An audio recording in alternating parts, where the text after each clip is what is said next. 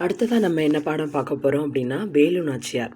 சில பாடங்களை பாடமாக படிக்கிறத விட கதையாக கேட்டோன்னா நல்லா இருக்கும்னு தோணும். ஸோ அதனால தான் இப்போ நான் கதையாக ரீட் பண்ணிகிட்ருக்கேன். வணிகம் செய்ய வந்த ஆங்கிலேயர் சிறிது சிறிதாக நமது நாட்டை கைப்பற்றி கொண்டனர். அவர்களை எதிர்த்து வீரப்போர் புரிந்தவர்கள் பலர். அவர்களுள் வெற்றி பெற்றவர்கள் சிலரே. வீரமும் அதனால் விளையும் வெற்றியும் போருக்கு முக்கியமானவை. சூழ்நிலைக்கேற்ப செயல்பட்டு பெரும் வெற்றியே சிறந்தது. விடுதலை போரில் ஆண்களுக்கு நிகராக செயல்பட்டு வெற்றி வாகை சூடிய பெண்களுள் ஒருவரை பற்றி அறிவோம் வாருங்கள். ராமநாதபுரத்தை ஆட்சி செய்த செல்லமுத்து மன்னரின் ஒரே மகள் வேலு நாச்சியார். தாய்மொழியாகிய தமிழ் மட்டுமல்லாமல் ஆங்கிலம், பிரெஞ்சு, உருது ஆகிய மொழிகளையும் சிறப்பாக கற்றார். சிலம்பம், குதிரையேற்றம், வாட்போர், விற்போர் ஆகியவற்றையும் முறையாக கற்றுக்கொண்டார். சிவகங்கை மன்னர் முத்துவடுகநாதரை மணந்து மகிழ்ச்சியோடு வாழ்ந்து வந்தார். காளையர் கோவிலில் நடைபெற்ற போரில் முத்துவடுகநாதர் ஆங்கிலேயரால் நயவஞ்சகமாக கொல்லப்பட்டார். வேலு நாச்சியார் ஆங்கிலேயரை வென்று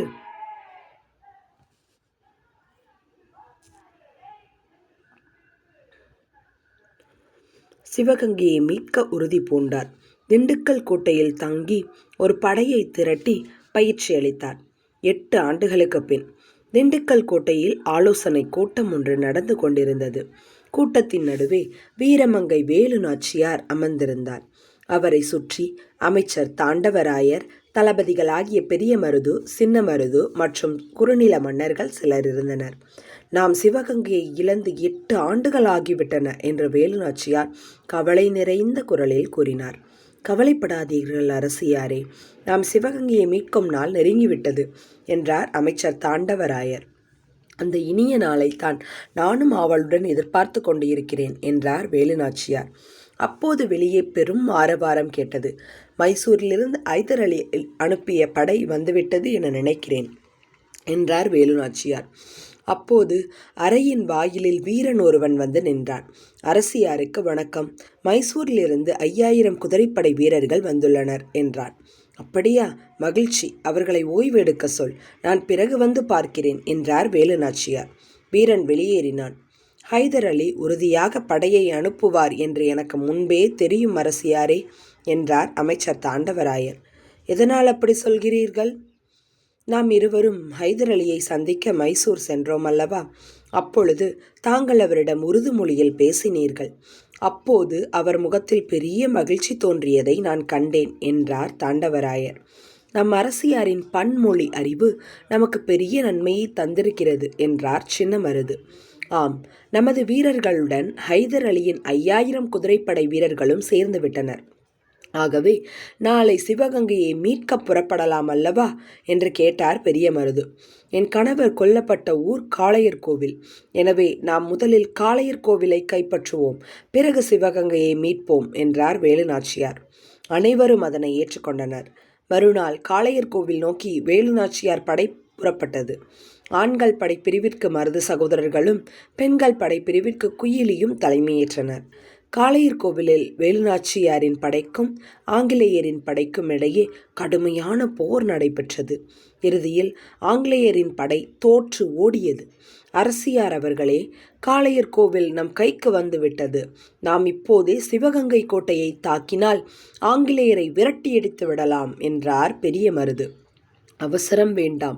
இப்போது சிவகங்கை கோட்டை கதவுகள் அடைக்கப்பட்டிருக்கும். வரும் விஜயதசமி திருநாள் அன்று கதவுகள் திறக்கப்படும். அப்போது நமது படைகள் உள்ளே நுழையலாம் என்றார் வேலு நாச்சியார். அப்போதும் பெரிய காவல் இருக்குமே என்றார் சின்ன மருது.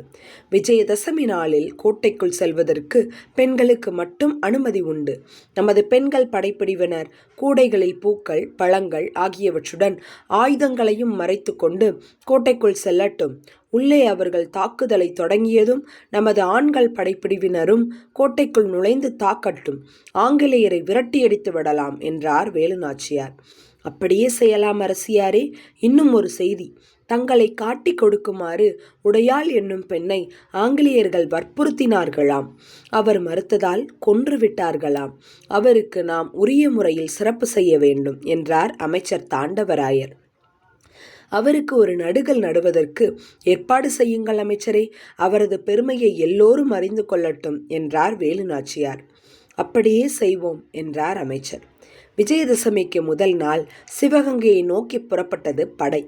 வழியில் உடையாளுக்காக நடப்பட்ட நடுக்கல் முன்பு குதிரையிலிருந்து இறங்கினார் வேலுநாச்சியார். தாம் வைத்திருந்த தாலியை எடுத்து அந்த நடுக்கலுக்கு காணிக்கையாக செலுத்தி வணங்கினார். அருகில் நின்ற வீரர்கள் உடையாள் புகழ் ஓங்குக என்ற முழக்கமிட்டனர்.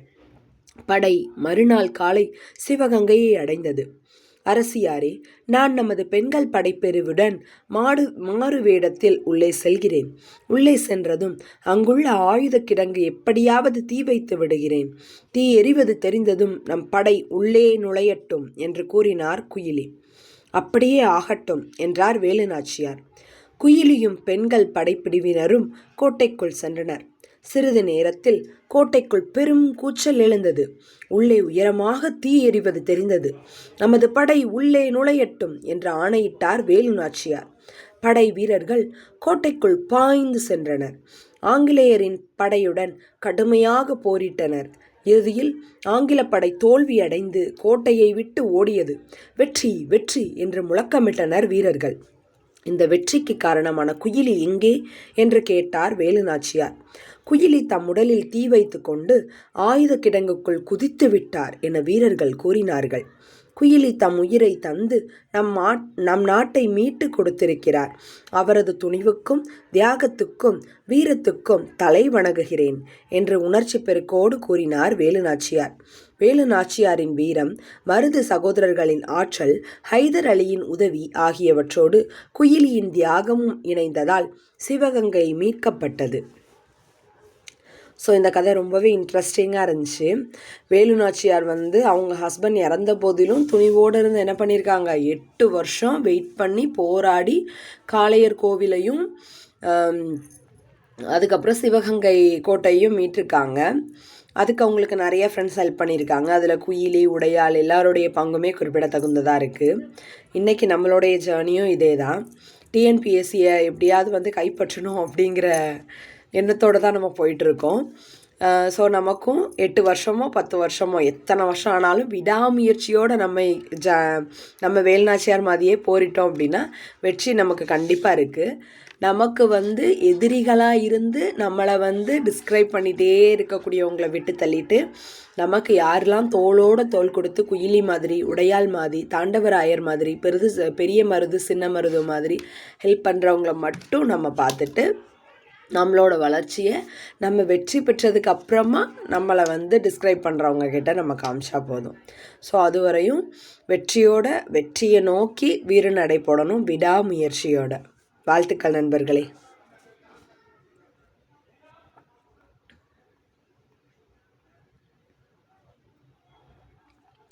இந்த லெசனை எக்ஸாம் பாயிண்ட் ஆஃப் வியூவில் பார்க்கணும் அப்படின்னா வேலுநாச்சியார் இருக்காங்க.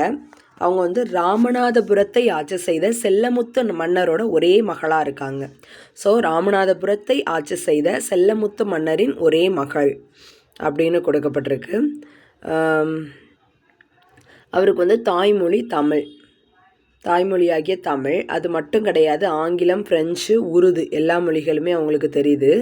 அது போக அவங்க என்னெல்லாம் கற்றுருக்காங்க அப்படின்னா சிலம்பம், குதிரை ஏற்றம், வாட்போர், விற்பயிற்சி ஆகியவற்றை முறையாக கற்றுக்கொண்டார் அப்படின்னு கொடுத்துருக்காங்க. அப்புறமா சிவகங்கை மன்னர் முத்துவடுகநாதரை மணந்து மகிழ்ச்சியோடு வாழ்ந்தார். ஸோ இந்த ஃபஸ்ட் பேரா ஃபுல்லாகவே நம்ம படித்து தான் ஆகணும் எக்ஸாம் பாயிண்ட் ஆஃப் வியூவில். ஸோ என்னெல்லாம் சொல்லியிருக்காங்க, ஃபஸ்ட்டு ராமநாதபுரத்தை ஆட்சி செய்த செல்லமுத்து மன்னரின் ஒரே மகள் தான் யார், வேலுநாச்சியார் அப்படின்னு சொல்லிட்டாங்க. அவருடைய தாய்மொழி தமிழ் மட்டும் கிடையாது, அவருக்கு ஆங்கிலம், பிரெஞ்சு, உருது எல்லா மொழிகளுமே சிறப்பாக கற்றிருக்காங்க. சிலம்பம், குதிரை ஏற்றம், வாட்போர், விற்பயிற்சி எல்லாவற்றையுமே முறையாக கற்றிருக்காங்க. சிவகங்கை மன்னர் முத்துவடுகநாதரை மணந்து மகிழ்ச்சியோடு வாழ்ந்திருக்காங்க. ஸோ 4 பாயிண்ட் ஆயிடுச்சு. இதில் காளையர் கோயிலில் நடைபெற்ற போரில் யார் இறந்துடுறா, முத்துவடுகநாதரை ஆங்கிலேயர் கொன்னுடுறாங்க. அதனால் வேலுநாச்சியார் ஆங்கிலேயரை வென்று சிவகங்கையை எப்படியாவது மீட்கணும் அப்படிங்கிற உறுதி போடுறாங்க. திண்டுக்கல் கோட்டையில் தங்கி அவங்களுடைய படையை திரட்டி பயிற்சி அளிச்சிட்டே இருக்காங்க. 8 வருஷம் ஆனால் கூட அவங்க அந்த விடாமுயற்சியை விடவே இல்லை. திண்டுக்கல் கோட்டையில் ஒரு ஆலோசனை கூட்டம் நடக்குது. ஸோ நம்ம அப்பப்போ நம்ம ஜெயிக்கிறதுக்கு என்னென்ன பண்ணணும்னு ஆலோசனை பண்ணிக்கணும். அந்த கூட்டத்தின் நடுவில் வீரமங்கை வேலுநாச்சியார் வந்து அமர்ந்திருக்காங்க. அந்த கூட்டத்தில் வந்து யாரெல்லாம் பார்ட்டிசிபேட் பண்ணாங்கன்னு பார்த்தோன்னா, அமைச்சர் தாண்டவராயர், தளபதிகளாக இருக்கிற பெரிய மருது, சின்ன மருது, இவ்வளோ பேர், ப்ளஸ் அவங்களோட இந்த மன்னர்கள் சிலர், குறுநில மன்னர்கள் சிலர், இவ்வளோ பேர் வந்து பார்ட்டிசிபேட் பண்ணியிருக்காங்க. அதுக்கப்புறம் நாம் வந்து சிவகங்கையை இழந்து 8 ஆண்டுகள் ஆயிடுச்சு அரசியாரே அப்படின்னு சொல்கிறாங்க. ஆமாம், அரசி தான் சொல்கிறாங்க அதை. ஸோ படாதீங்க, நம்ம மீட்கக்கூடிய நாள் வந்துடுச்சுன்னு சொல்லி தாண்டவராயர் தட்டி கொடுக்குறாரு. இந்த மாதிரி ஆட்கள் தான் நமக்கு தேவை. இப்போ அந்த இனிய நாளைத்தான் நம்ம அவளுடன் எதிர்பார்த்து கொண்டு இருக்கிறோம்னு வேலுநாச்சியார் சொல்கிறாங்க. அப்போ மைசூர்லேருந்து ஹைதர் அலி அனுப்பிய 5000 படை வீரர்கள் வந்து வந்துட்டாங்க. சரியா? அப்போ அவங்கள வந்து 5000 குதிரைப்படை வீரர்கள் ஓய்வெடுக்க சொல்லுங்கள் அப்படின்னு சொல்லி நம்மளுடைய அரசியார் சொல்லிடுறாங்க. உடனே தாண்டவராயர் சொல்கிறாரு, அவர் கண்டிப்பாக படை அனுப்புவாருன்னு எனக்கு தெரியும் அரசியாரே அப்படின்னு சொல்கிறாங்க. அப்போ வந்து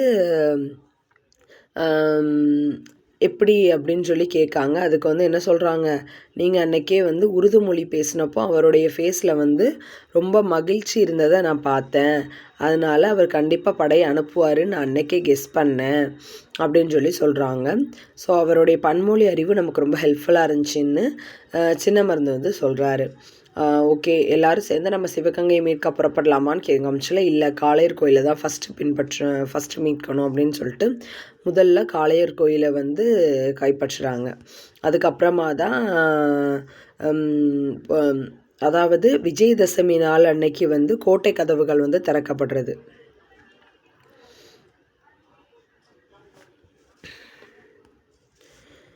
ஸோ விஜயதசமி திருநாள் அன்னைக்கு கதவுகள் திறக்கப்படும் போது நம்மளுடைய பெண் படை வந்து உள்ளே போகட்டும், அப்புறம் நம்ம எல்லோரும் உள்ளே போயிடலான்னு அரசி சொல்லிடுறாங்க. ஓகேன்னு சொல்லிடுறாங்க. அப்போ விஜயதசமி திருநாளில் தான் உள்ளே போகிறாங்க. பெண்களுக்கு மட்டும்தான் அனுமதி இருக்குது. ஸோ அவங்களோட பழக்கூடையிலையும் பூக்கூடையிலையும் ஆயுதத்தை வச்சு உள்ளே அனுப்பிடலாம் அப்படிங்கிறாங்க. அப்புறம் தங்களை காட்டி கொடுக்குமாறு உடையால் என்னும் பெண்ணை ஆங்கிலேயர்கள் வற்புறுத்தியிருக்காங்க. ஆனால் அவங்க வந்து இறந்துட்டாங்க. அப்படின்னோடனே சரி, அவங்களுக்கு ஒரு நடுகள் நட்டுட்டு அவங்களுடைய புகழ் ஓங்குறதுக்கு நம்ம இது பண்ணோம். அப்படின்னோடனே அவங்களுக்கு ஒரு தாலி சாத்தி அவங்க நடுக்கல் முன்னாடி ப்ரேயர் பண்ணிட்டு தான்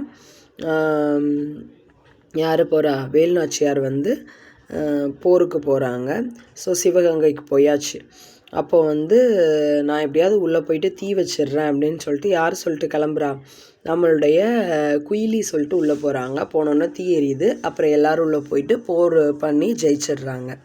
வேலுநாச்சியாருடைய காலம் பார்த்தோம் அப்படின்னா 1730 1796 வரையும். வேலுநாச்சியார் சிவகங்கையை மீட்ட ஆண்டு வந்து 1780. சிவகங்கையை மீட்ட ஆண்டு.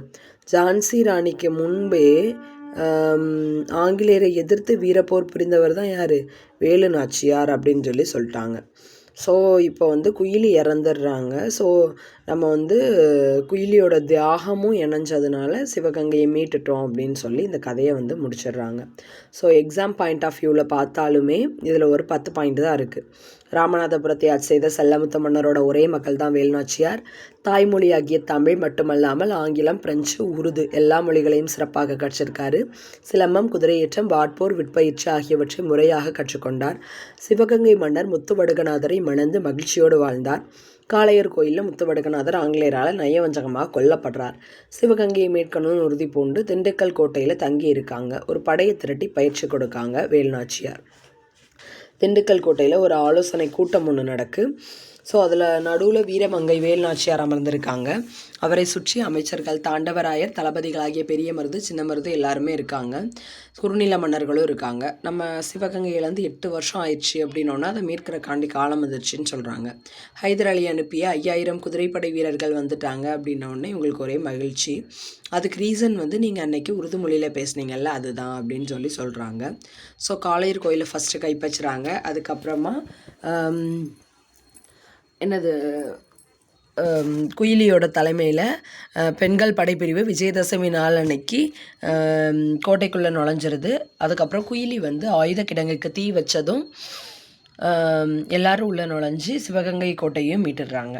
இதில் இடையில உடையாள் அப்படிங்கிற ஆடு மேய்க்கிற பெண்ணை பற்றி ஒரு சின்ன குறிப்பு இருக்குது. அவங்கள ஆங்கிலேயர்கள் வற்புறுத்தியிருக்காங்க அவங்கள காட்டி கொடுக்குறக்கு. ஆனால் அவங்க மறுத்துட்டாங்க. அதனால் அவங்கள கொன்னுட்டாங்க அப்படின்னோடனே அவங்களுக்கு ஒரு நடுக்கல் அமைக்கப்பட்டு அந்த நடுக்கலுக்கு வேலுநாச்சியார் அவங்களுடைய தாலியை காணிக்கையாக செலுத்திட்டு தான் இந்த போருக்கு போகிற மாதிரி கொடுத்துருக்காங்க. வேலுநாச்சியாரின் காலம் 1730 1796. வேலுநாச்சியார் சிவகங்கையை மீட்ட ஆண்டு 1780. ஜான்சி ராணிக்கு முன்பே ஆங்கிலேயரை எதிர்த்து வீரப்போர் புரிந்தவர் தான் யார்? வேலுநாச்சியார் அப்படின்னு சொல்லி கதையை முடிச்சிட்டாங்க. Thank you friends.